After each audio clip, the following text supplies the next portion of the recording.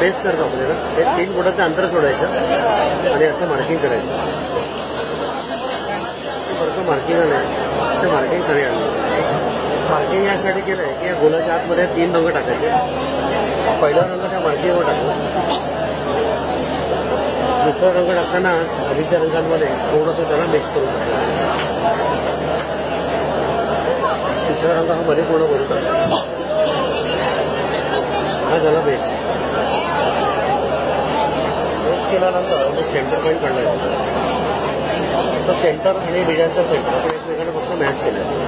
आता जाळीवरती पांढरा, पिवळा आणि पोपटी हे रंग फिक्स आहेत. डिझाईन कोणताही असं नाही. लाईट कलर असल्यामुळे हे बेसला वापरायचे नाही. सुरुवातीला हिरवा रंग मी बाहेर फिरवला.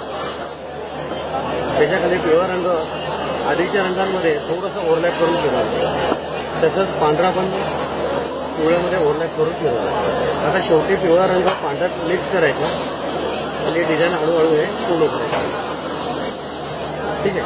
आता जे रंग आपण खाली टाकले होते ना त्या रंगांवरती सगळं डिझाईन एक तयार.